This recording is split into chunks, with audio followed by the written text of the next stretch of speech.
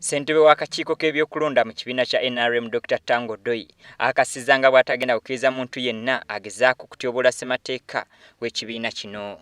Ono agamba nti ssemateeka akirambika bulungi nti omuntu ayagala okwesimbawo ku kifo kyonna mu kibiina kya NRM alina okwenonera empapula ze zimukkiriza okwesimbawo mu buntu wabula si kulagiriza ndagirize. We don't want personal assistants of ministers. We don't want personal assistants of MPs. We don't want private secretaries of the president. We want a candidate to show cause, to show respect, to show interest in Shandodo 10 and come by him or herself to pick the documents. Ono wano waweredde n'omukulembeze w'eggwanga Yoweri Kaguta Museveni amagezi bw'aba ayagala okwesimbawo mu kibiina kya NRM alina okwenonera empapula ze wadde nga yamaze dda okusasula ssente z'okwewandiisa. The president of Uganda, who wants to aspire to be president and wants to get flagship through NRM, yesterday sent his payment receipt. He paid 10 million for presidential aspiration.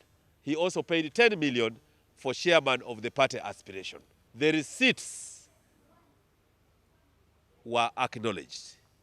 The forms were not given out because our regulation states an aspirant must come in person.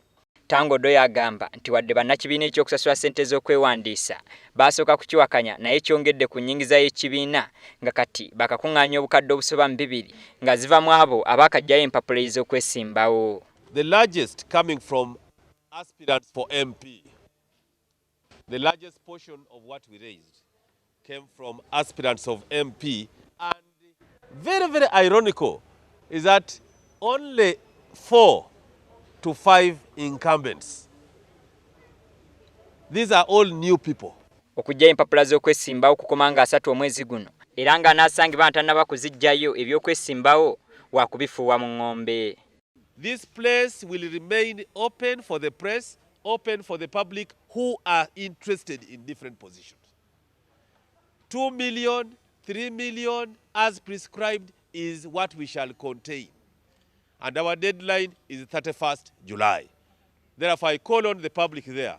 You borrow money, you sell a goat, do it very quickly and meet our time.